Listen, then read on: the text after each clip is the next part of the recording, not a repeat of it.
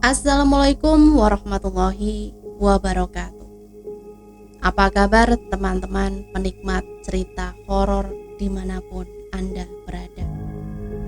Dengan tidak bosan, saya berdoa semoga teman-teman semua selalu dalam keadaan sehat walafiat, selalu diberikan kemudahan dalam segala urusannya. Amin.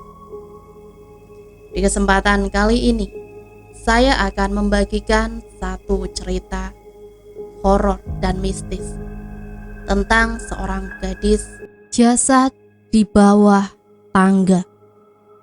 Seperti apa ceritanya? Mari kita mulai. Anak PKL. Sudah sepekan aku magang di sebuah kantor keuangan daerah di kotaku. Aku lila, hanya berbekal ijazah S1. Akhirnya aku bisa masuk dan bekerja di kantor ini. Setelah beberapa bulan aku kelantang-kelantung mencari pekerjaan. Ya meskipun masih magang dengan gaji yang tak sebegitu besar, tapi aku tetap bersyukur setidaknya aku bisa membantu ibuku membiayai sekolah adikku. Hari ini setelah apel pagi, ada pemandangan yang tak biasa di ruanganku.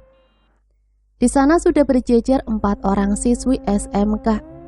Sudah bisa kutebak, pasti mereka akan melakukan PKL di kantorku. Mereka mulai memperkenalkan diri.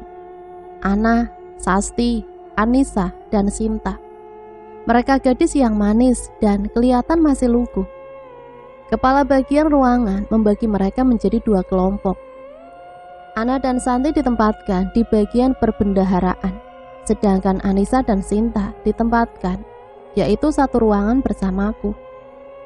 Setelah berkenalan dengan mereka berdua, aku diminta untuk memberitahu kegiatan yang akan mereka lakukan selama praktek di ruanganku. Anissa, Sinta, kalian jangan malu-malu ya. Kalau kalian bingung atau belum paham, kalian bisa langsung tanya ke aku.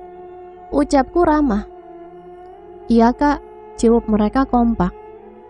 Waktu pun berjalan, tak terasa sudah 1 bulan mereka PKL di ruanganku. Aku senang melihat cara kerja mereka yang cekatan. Mereka sangat terampil dan cerdas. Cukup sekali aku menerangkan, mereka langsung paham dan mengerti. Aku pun mulai bersahabat dengan mereka. Mereka seumuran adikku. Aku merasa memiliki 2 orang adik di sini. Suatu hari aku datang pagi-pagi sekali, karena ada data yang belum aku pindahkan dari flash diskku dan harus di-print hari itu juga. Pagi itu suasana kantor masih sangat sepi, hanya ada Mang Asep, office boy kami, yang terlihat sedang mengepel lantai. Mang, sapa aku. Ya mbak, tumben pagi-pagi udah datang, sautnya sambil tersenyum ke arahku. Iya Mang, ada laporan belum di-print, jawabku sambil melangkah menuju ruangan. Tiba-tiba langkahku terhenti ketika melihat seseorang berdiri di depan kamar mandi yang terletak di antara ruang sekretariat dan ruang perbendaharaan. Aku tidak bisa melihat wajahnya karena dia berdiri menghadap pintu kamar mandi. Tapi dari postur tubuhnya, aku seperti pernah melihat dia sebelumnya. Aku mengingat kembali, dan iya, dia anak PKL yang ditempatkan di ruang perbendaharaan bersama Santi. Aku menghampirinya. Ana, sedang apa kamu? Tanya aku. Ana menoleh, wajahnya pucat, matanya menatap sendu. Aku terkejut melihat kondisinya. Ya ampun An, kamu sakit, kok pucat banget? Tanyaku panik. Ana menunduk tidak menjawab. Aku bergegas mengajaknya menuju UKK, unit kesehatan karyawan. Aku membalurkan minyak angin ke tubuhnya yang dingin. Dia seperti habis dipukuli, ada luka lebam di tangannya. An, tangan kamu kenapa lebam gini? Tanyaku lagi. Aku sakit kak, jawabnya lirih sambil terus menunduk. Kamu istirahat dulu aja ya, atau kamu mau aku antar pulang? Gak perlu kak, aku di sini aja. Makasih ya kak, sautnya lirih. Aku beranjak meninggalkan ruangan dan bergegas menyelesaikan laporan. 3 hari berlalu. Pagi itu aku mendengar desas-desus dari teman-teman kantor jika ada siswi yang menghilang selama 3 hari. Aku menghampiri di tengah obrolan teman-temanku. "Hai, aku dengar ada siswi PKL yang hilang. Siapa sih? Gimana ceritanya?" Tanyaku penasaran. "Iya, tuh si Ana, temannya Santi, udah 3 hari gak masuk. Kata Santi dia juga gak ada di kosan." Jelas Bella, salah satu temanku yang satu ruangan dengan Santi dan Ana. Aku mengerenyet. 3 hari yang lalu, aku baru saja ketemu dengan Ana di kantor. Apa jangan-jangan Ana pulang kampung? Gumamku. Tiba-tiba seseorang menepuk pundakku. Ternyata itu Rudi, teman kantorku. "Ada apa sih pagi-pagi udah rame aja?" tanya Rudi kepadaku.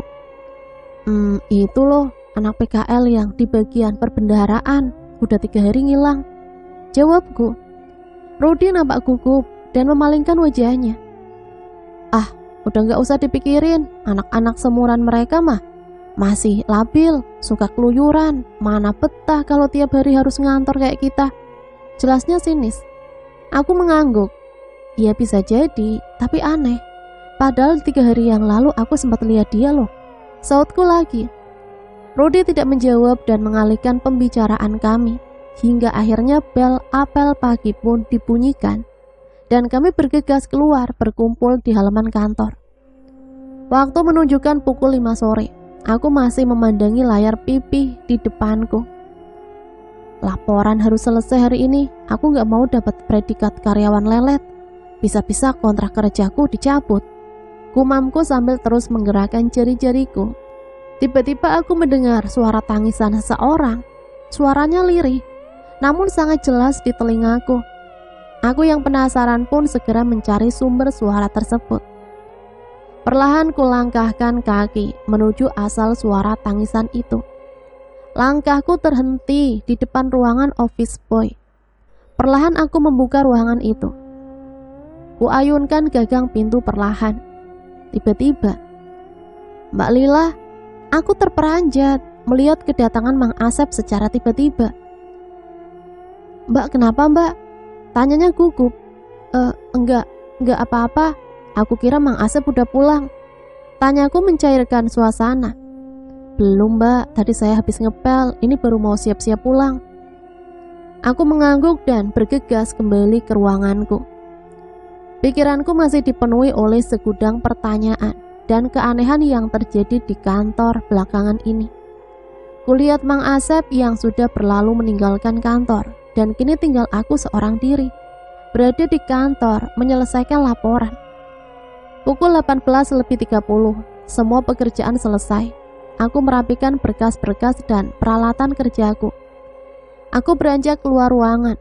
Tiba-tiba terlihat di teras kantor, Ana sedang duduk dengan wajah menunduk tertutup rambut. Aku setengah berlari menghampirinya. "Ana, kamu di sini? Kata orang-orang kamu hilang. Kamu kemana?" tanyaku cemas. "Aku gak hilang kok Kak, aku di sini," jawabnya seraya mendongakkan wajah. Wajahnya masih sama seperti yang kulihat 3 hari yang lalu, pucat, dingin, tatapan matanya sendu, dan pakaiannya nampak lusuh. "Terus kamu kemana?" tanyaku lagi. "Kak, tolong aku kedinginan Kak," ucapnya lirih. Aku bergegas melepas jaketku dan memakaikan di tubuhnya. "Kamu tunggu sini, aku ke dapur bikin teh panas ya," sautku seraya berlari menuju dapur. Tak lama aku kembali dengan secangkir teh panas. Namun aku terkejut ketika melihat Ana sudah tidak ada di teras itu, dan dia juga meninggalkan jaketku di sana. Aku berteriak memanggil namanya, tapi sepertinya Ana sudah pergi. 1 minggu berlalu, aku menemui Anissa dan Sinta. Aku bermaksud menanyakan perihal Ana. Pasalnya aku selalu bertemu dan melihatnya di kantor. Tetapi saat hendak menghampirinya, dia selalu hilang begitu saja. "Kami nggak tahu Kak, Ana bukan teman sekelas kami. Kakak coba tanya Santi aja, dia juga satu kos sama Ana, mungkin dia tahu," jelas Sinta. Aku menuju ruangan di mana Santi dan Ana ditugaskan. Namun rupanya Santi sedang izin tidak masuk kantor hari itu. Beruntung Anissa dan Sinta mengetahui tempat kos mereka. Sepulang kantor kami bertiga berniat untuk pergi ke tempat kos Ana dan Santi. Sesampainya di sana, ibu kos memberitahukan bahwa Santi pulang kampung mendadak 3 hari yang lalu. Dan mengenai Ana, sudah 1 minggu lebih dirinya tidak pulang ke tempat kos. Saat ditanya, Santi pun nampak seperti ketakutan dan berlalu pergi membawa barang-barangnya. Aku mendesak ibu kos untuk memberitahu alamat rumah Santi dan ibu kos bersedia memberitahukannya. Aku sengaja mengambil izin 1 hari dengan alasan ibu yang sedang sakit, hanya untuk mencari alamat rumah Santi. Setelah 1 jam perjalanan, akhirnya aku sampai di rumah Santi. Ia nampak ketakutan melihat kedatanganku. Santi berusaha menghindar, namun aku dengan sigap mencegahnya. Aku menanyakan apa yang sebenarnya terjadi pada Ana dan di mana keberadaannya saat ini. Namun tiba-tiba Santi menangis, histeris, dan kemudian menceritakan apa yang terjadi pada Ana. Flashback beberapa hari yang lalu. Ana yang baru beberapa hari menjalani PKL, siang itu dihampiri oleh Rudi. Ana memang terlihat lebih cantik dari ketiga temannya. Banyak pegawai lelaki yang terlihat mencuri pandang kepadanya. Salah satunya Rudi. "An, ikut makan siang yuk," ajak Rudi. "Maaf Pak, saya udah janji sama teman-teman mau makan bareng," jawab Ana sambil tersenyum gugup. "Ayolah, sekali aja," ajaknya memaksa. Santi memberi kode supaya Ana menuruti ajakan Pak Rudi. Berawal dari makan siang dan lama-kelamaan hubungan mereka semakin akrab. Suatu hari sepulang kantor, Ana diminta Rudi masuk ke ruangannya. Tanpa pikir panjang, Ana bergegas menuju ruangan Rudi. Di sana mereka nampak saling memadu kasih. Keadaan kantor yang sepi membuat mereka semakin terlarut dan terbawa suasana. Waktu itu menunjukkan pukul 19. Terlihat Ana dan Rudi baru keluar dari kantor dan pulang bersama. Rudi mengantar Ana pulang ke kosan dengan mobilnya. Sesamanya di kos, Santi melihat gelagat Ana yang tidak biasa. Kemudian Santi mendesak Ana supaya menceritakan tentang hubungannya dengan kepala ruangan itu. Ana menceritakan jika dirinya mempunyai hubungan khusus dengan Rudi. Ana dan Rudi saling mencintai, dan Ana pun menceritakan sejauh apa hubungan mereka. Santi menasehati Ana agar tidak termakan rayuan Rudi. Namun Ana kekeh dan yakin jika Rudi benar-benar mencintainya dan bersedia bertanggung jawab jika sesuatu terjadi pada Ana. 3 hari sebelum Ana menghilang, Santi melihat Ana dan Rudi terlibat adu mulut. Ana memberitahu Rudi jika dirinya tengah hamil dan usia kandungan 1 minggu. Rudi menyuruh Ana menggugurkan janinnya, tapi Ana menolak. Rudi yang kalap akhirnya mulai melakukan kekerasan kepada Ana. Dia mulai memukulnya, mencambuk Ana dengan gespernya. Rudi meminta bantuan Mang Asep. Santi yang melihat kejadian itu hendak melaporkannya ke polisi, namun Rudi memergoki dirinya dan mengancam akan membunuh Santi jika dirinya berani membuka mulut. Rudi menyuruh Santi untuk segera meninggalkan kosannya dan pulang ke kampungnya. Karena takut, akhirnya Santi memutuskan untuk pulang ke rumahnya dan tidak melanjutkan praktek kerja lagi. Santi terisak di pangkuanku. Dia merasa sangat bersalah, telah menyembunyikan kebenaran. Namun Santi juga takut akan teror yang dialaminya akhir-akhir ini. Dirinya sering didatangi hantu Ana. Tubuh yang masih mengenakan seragam sekolah itu penuh dengan luka lebam. Tatapannya tajam, mengerikan ke arah Santi. Seakan ia marah karena Santi menutupi kejahatan yang telah dilakukan oleh Rudi. Santi memohon kepadaku agar mau menolongnya dan membongkar kejahatan Rudi. Aku bersedia menolongnya dan aku berusaha mengumpulkan bukti-bukti. Aku mulai mengawasi gerak-gerik Rudi. Satu-satunya yang akan kuselidiki adalah kamera CCTV yang berada di koridor kantor. Kubuka rekaman 1 hari sebelum Ana menghilang. Terlihat Ana masuk ke ruangan Rudi, lalu tak lama Rudi membopongnya keluar ruangan. Tapi rekaman itu terpotong. Aku yakin Rudi membopong tubuh yang sudah tak bernyawa itu ke dapur untuk disembunyikan. Tapi aku harus mencari bukti yang lain. Bukti ini belum cukup kuat, gumamku. Lama aku bergeming memikirkan sesuatu. Tiba-tiba Mang Asep berjalan di sampingku, menawarkan aku secangkir teh. Kulihat keringat dingin membanjiri wajahnya yang pucat. "Mamang sakit?" tanyaku. Dia hanya menggeleng gugup dan seperti sedang ketakutan. Tak salah lagi, pasti Ana sedang menerornya, batinku. Oh iya, di mana Rudi? Bagaimana keadaannya? Apa dia juga merasakan teror yang sama? Aku mencari Rudi di ruangannya, tapi orang kantor bilang udah 2 hari dia tak masuk kantor. Sore itu aku akan ke rumahnya untuk mengawasinya. Sesampainya di rumah Rudi, nampak rumahnya begitu sepi dan gelap. Apa mungkin Rudi tidak di rumah? Pikirku. Kemudian selang beberapa menit, kulihat sebuah mobil mendekati halaman rumah Rudi. Dan nampak Rudi keluar dari mobil bersama seorang wanita. Setauku Rudi belum menikah. Batinku sambil terus mengawasi Rudi. Rudi melangkah masuk ke dalam rumahnya. Aku masih bersembunyi di balik pohon dekat rumahnya. Tiba-tiba terdengar teriakan dari arah rumah. Aku berlari menuju asal suara. Aku menerobos pintu rumah Rudi yang tidak dikunci. Dan aku sangat terkejut mendapati tubuh Rudi yang sedang melayang di udara. Di depannya berdiri seorang gadis yang tak lain adalah Ana. Ana? Lalu di mana wanita yang bersamanya tadi? Aku masih tak percaya melihat kejadian di hadapanku sekarang. Arwah Ana terlihat memainkan tubuh Rudi. Dia membuatnya melayang, kemudian menjatuhkannya lagi, lalu mengangkatnya dan melemparkannya ke tembok. Meski begitu, terlihat Rudi masih bisa berdiri. Aku berusaha mencegah Ana.